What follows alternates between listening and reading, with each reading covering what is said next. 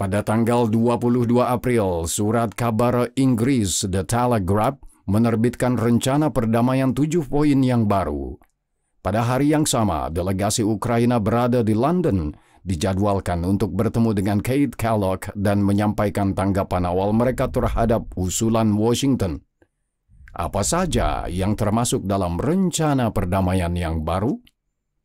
Pertama dan terutama, Amerika berharap Ukraina menerima hilangnya wilayah yang direbut di Kharkiv, hampir seluruh wilayah Luhansk, Donetsk, dan Kherson di sepanjang garis depan.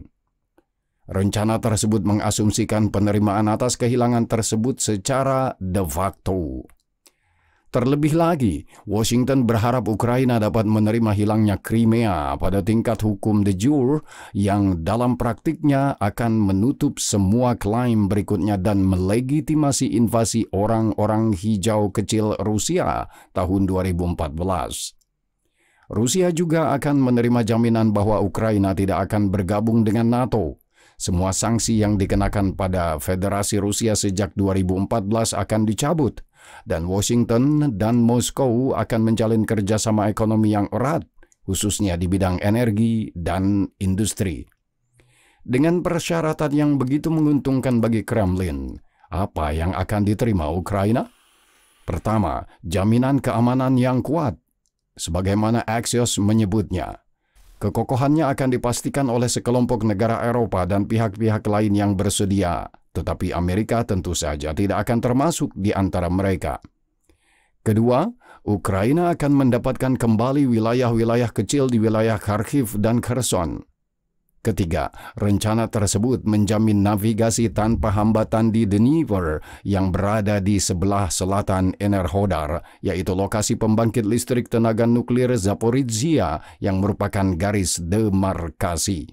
Dan akhirnya, Ukraina akan menerima kompensasi dan bantuan rekonstruksi, meskipun rencana tersebut tidak menyebutkan secara spesifik apakah dana ini akan berasal dari Barat atau dari Rusia yang diragukan mengingat proposal AS sebelumnya. Dokumen tersebut juga merujuk pada apa yang disebut perjanjian sumber daya, serta status pembangkit listrik tenaga nuklir Zaporizhia. Unit terbesar di Eropa tersebut akan diakui sebagai aset Ukraina, tetapi akan dikelola oleh Amerika, dan listrik akan mengalir ke Ukraina dan wilayah Rusia yang baru dianeksasi. Mengenai perjanjian sumber daya itu sendiri, Amerika akhirnya berhasil mencapai keinginan mereka, dan pada tanggal 30 April, perjanjian itu ditandatangani, dan ketentuan-ketentuannya tidak lagi merendahkan Ukraina. Bagaimana reaksi Ukraina dan Rusia terhadap rencana perdamaian? Bagaimana rencana tersebut dapat dipahami dalam konteks yang lebih luas? Apa saja ketentuan perjanjian sumber daya yang baru? Selamat datang di 20th Report.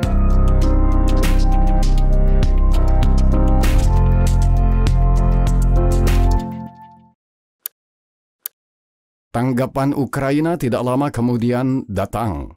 Ukraina tidak akan mengakui pendudukan Crimea secara hukum, kata Zelensky dalam konferensi pers pada hari Selasa. Tidak ada yang perlu dibicarakan di sini. Ini bertentangan dengan konstitusi kita, imbuhnya. Ia juga menanggapi usulan mengenai pembangkit listrik Zaporizhia dengan mengatakan bahwa pembangkit listrik itu tidak akan beroperasi tanpa keahlian teknis Ukraina.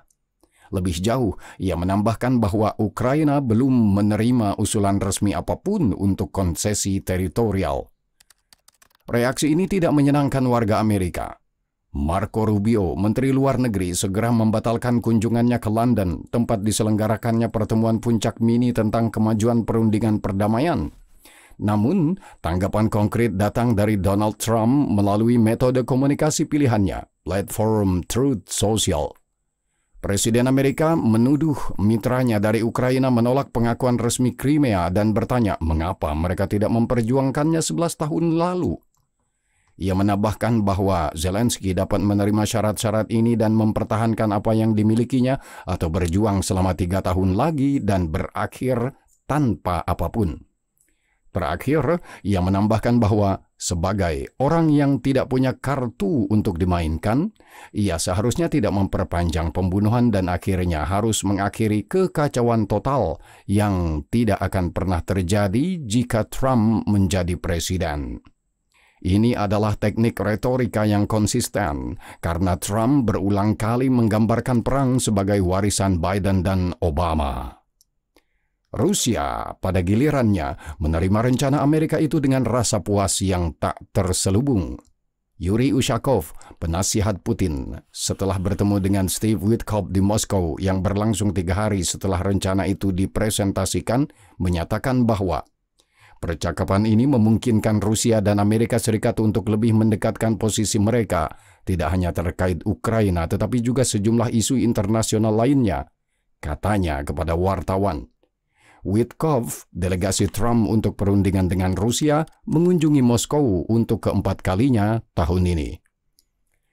Menteri Luar Negeri Sergei Lavrov pada gilirannya menegaskan bahwa Amerika Serikat dan Rusia bergerak ke arah yang benar, tetapi beberapa rincian masih harus disepakati. Rincian apa saja yang mungkin akan dibahas, Lavrov menjelaskan beberapa hari kemudian. Dalam sebuah wawancara dengan O Globo dari Brasil, sebelum pertemuan kelompok BRICS, Lavrov menggambarkan sebagai keharusan untuk setiap pembicaraan lebih lanjut. Pertama, pengakuan Crimea, DPR dan LPR, Kherson dan Zaporizhia sebagai wilayah Rusia yang diakui secara internasional, sehingga tanpa pembagian di sepanjang garis depan. Kedua, masalah demilitarisasi dan denazifikasi Ukraina masih dalam agenda Rusia.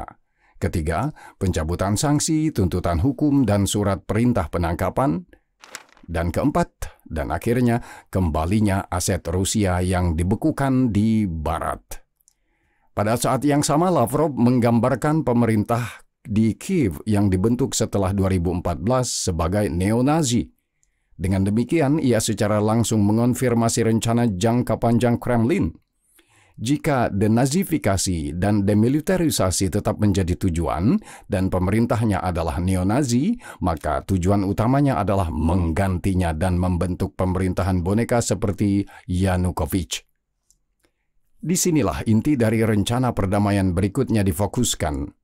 Beberapa analis menyatakan bahwa rencana baru Trump adalah solusi yang harus diterima Ukraina karena pertama, tidak akan ada yang lebih baik dari Trump, dan kedua, mengingat tujuan Rusia lebih luas termasuk subordinasi penuh, dapat diasumsikan bahwa Moskow pada akhirnya tidak akan menerima rencana ini. Oleh karena itu, Kremlin berpotensi menjadi rem penghenti baru di mata Trump dan akan memfokuskan kemarahannya. Namun, alasan ini berbahaya. Putin dan seluruh Rusia sedang bermain dalam jangka panjang. Dalam perjalanan mencapai tujuan jangka panjang, Moskow mungkin menyadari bahwa menerima rencana ini sesuai dengan strategi sebagai salah satu tonggak sejarah dan untuk sementara menerimanya. Hal ini saja akan memberinya keuntungan konkret. Kemudian, dasar negosiasi. Titik awal untuk pembicaraan lebih lanjut akan digeser oleh beberapa poin penting ke arah yang menguntungkan Moskow.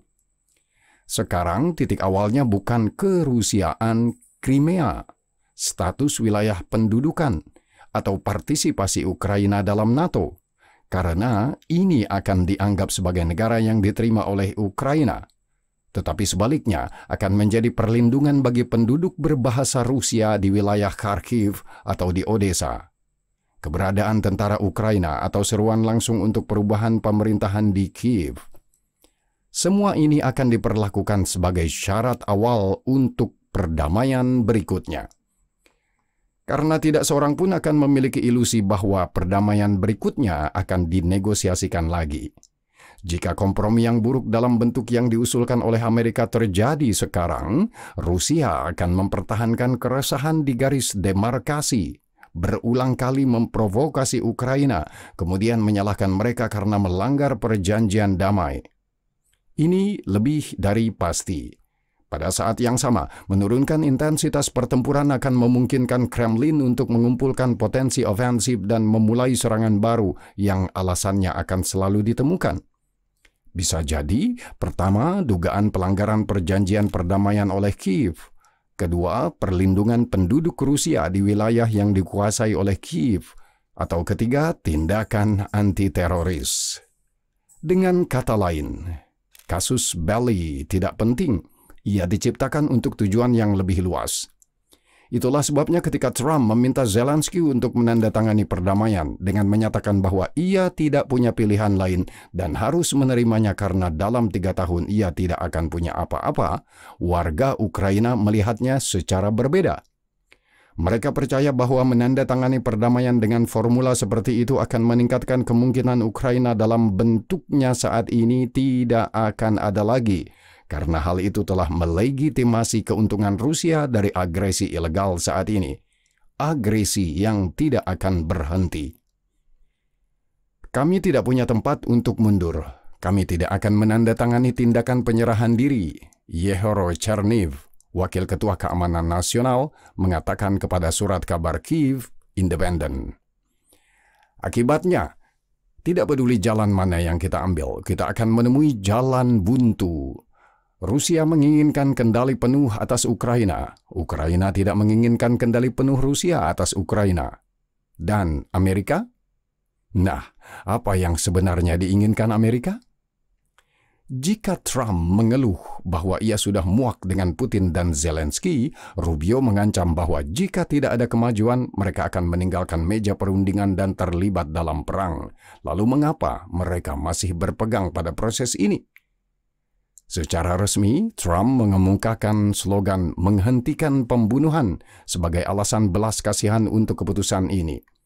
Tentu saja, ini tidak ada hubungannya dengan belas kasihan, mengingat satu pihak memulai pembunuhan ini dan pihak lain membela diri. Alasannya sepele. Amerika Serikat ingin memanfaatkan dan mengambil untung dari partisipasi mereka dalam perang. Keluar dari perang itu dengan keuntungan konkret, dan pada saat yang sama tanpa kewajiban apapun. Ini juga membuat Trump lebih kesal dengan Zelensky daripada dengan Putin.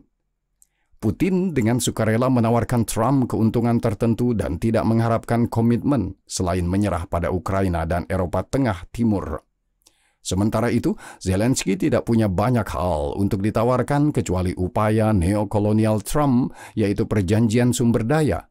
Tetapi di sisi lain, ia menuntut komitmen konkret. Sebagai catatan tambahan, kita berbicara tentang persepsi Trump di sini. Pada kenyataannya, Ukraina dengan mengikat dan merendahkan potensi Rusia, sekutu terpenting RRC, menawarkan banyak hal kepada Amerika Serikat, tetapi perspektif Trump berbeda.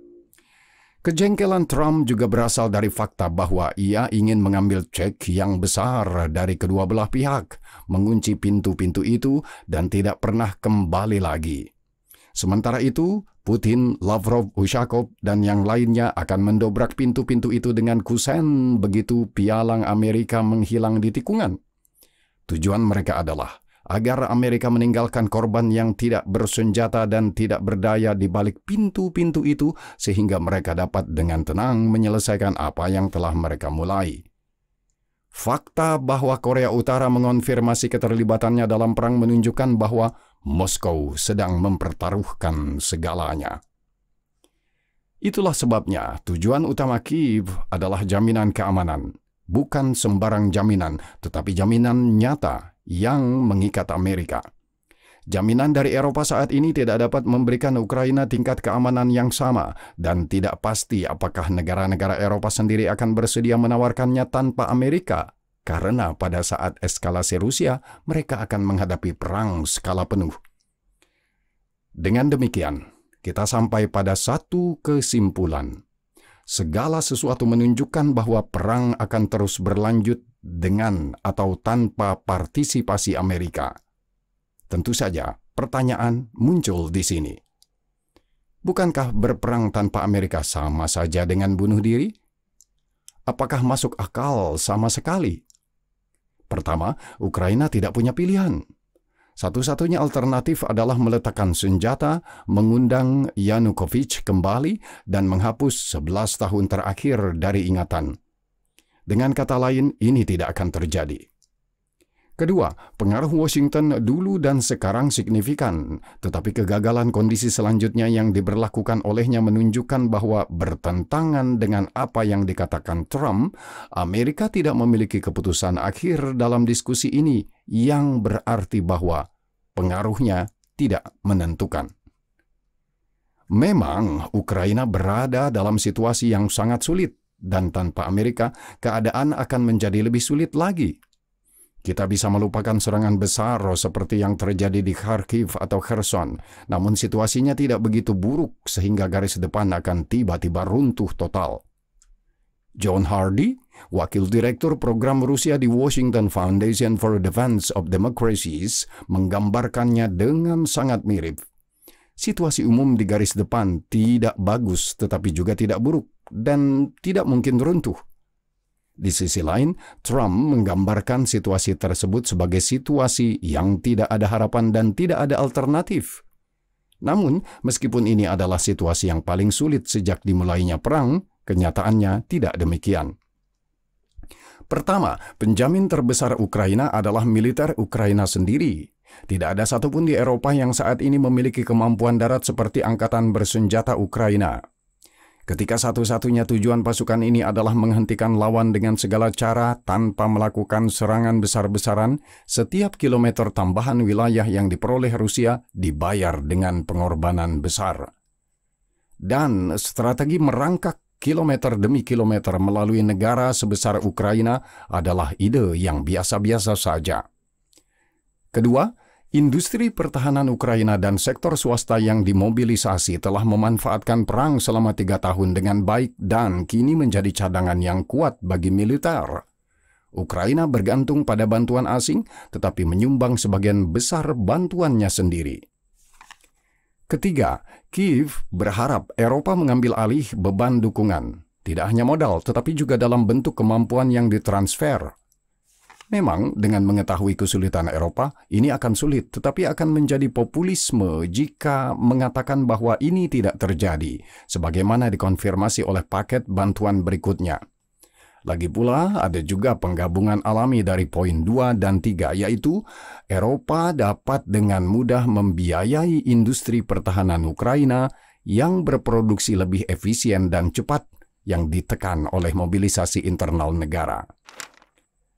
Dalam lapisan narasi, sebagian besar negara dan pemimpin Eropa tidak mendukung gagasan Trump untuk mengakhiri perang dengan segala cara dan ingin terus mendukung Ukraina melawan Rusia imperialis. Eropa pada umumnya menolak usulan terbaru Amerika, tidak mendukungnya secara naratif. Terakhir, keempat, Ukraina percaya bahwa seperti hari ini, kartu telah berbalik melawannya. Setelah beberapa waktu, kita akan melihat perubahan bertahap atau perubahan mendadak lainnya. Di era ketidakpastian global saat ini, fakta bahwa Rusia telah mencapai stabilitas dalam perang dan ada pemerintahan Amerika Serikat yang mendukung, tidak berarti bahwa hal itu akan terjadi selama beberapa tahun mendatang. Jumlah faktor subversif yang melibatkan Rusia masih sangat besar dan tidak seorang pun dapat mengesampingkan urutan di mana mereka dapat diaktifkan. Bahkan dalam skenario tertentu, potensi eskalasi di garis Pakistan-India dapat menyebabkan konsekuensi internasional yang akan menghantam Kremlin. Pada akhirnya, janganlah kita lupakan konsumsi sumber daya pasca Soviet yang gudang-gudangnya kosong setiap hari dan tentang tong mesiu ekonomi yang menjadi sasaran perang Federasi Rusia ini. Analisis terbaru oleh The Economist menunjukkan bahwa indikator aktivitas ekonomi turun ke level negatif untuk pertama kalinya sejak dimulainya perang 3 tahun lalu.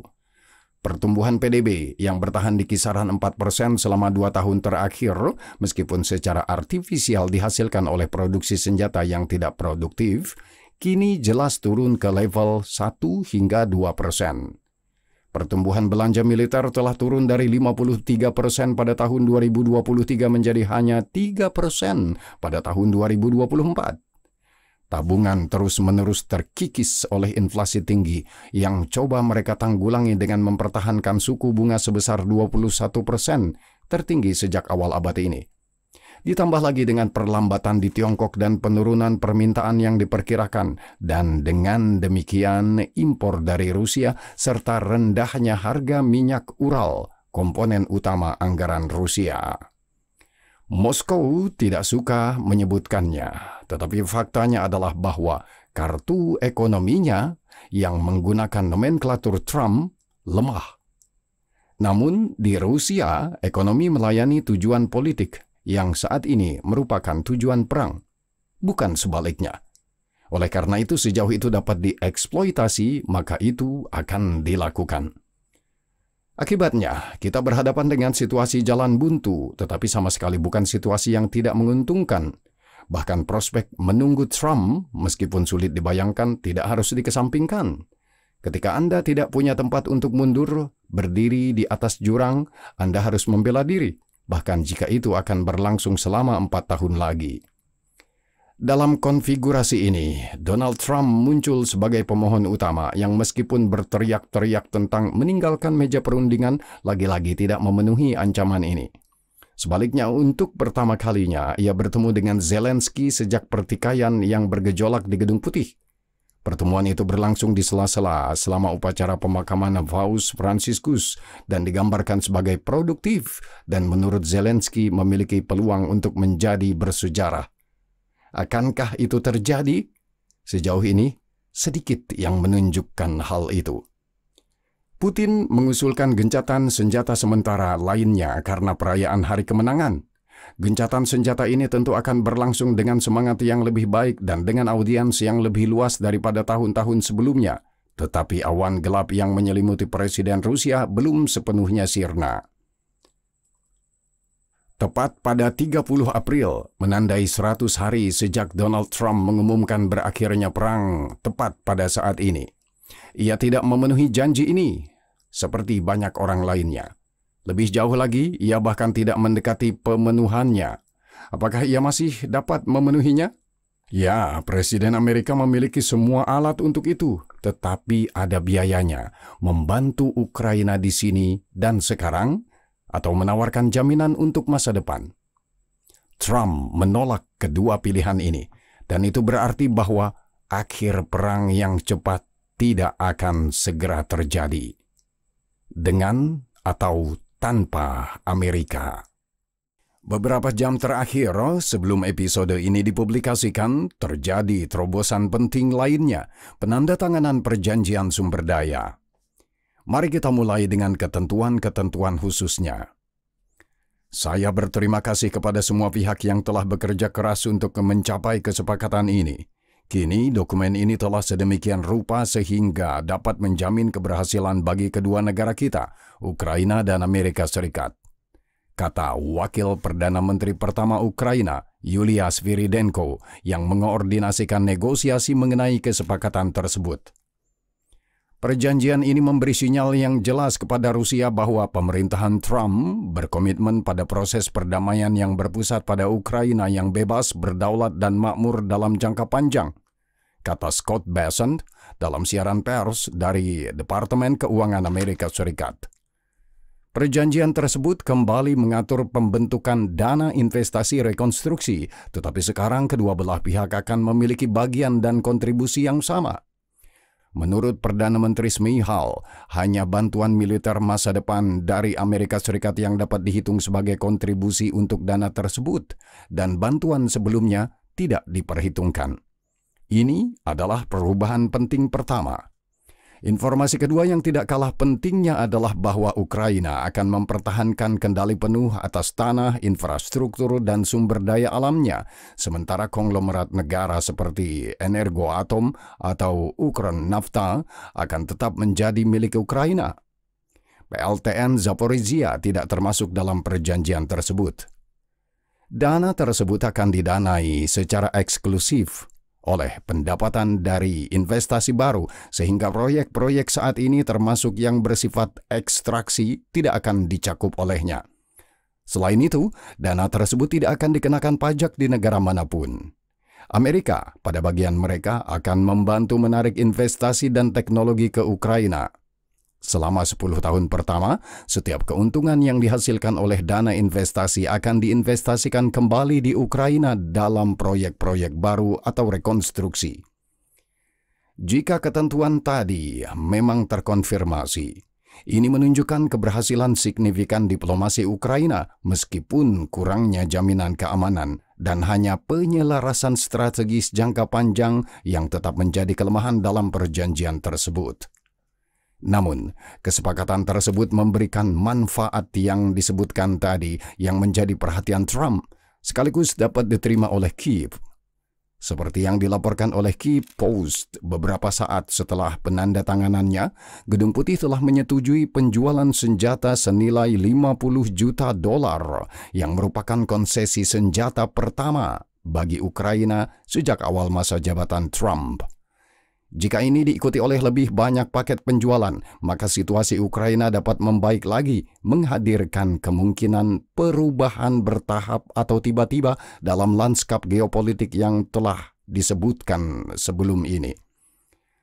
Penyelesaian kesepakatan ini dan ketundukan Amerika terhadap perlawanan Ukraina menunjukkan bahwa mereka sama sekali tidak ingin menarik diri dari partisipasi dalam perang ini, bertentangan dengan apa yang dikatakan Rubio dan Trump. Pengunduran diri dari peran ini akan menjadi hilangnya pengaruh pada konflik bersenjata terbesar di Eropa sejak Perang Dunia Kedua. Apakah kesepakatan itu secara alami berarti bahwa posisi Kyiv dan Washington sekarang konvergen? Tentu saja tidak. Namun mereka jelas telah bergerak lebih dekat satu sama lain, karena terlepas dari pemerintahan mana yang duduk di Gedung Putih, adalah kepentingan Ukraina untuk berada di pihaknya.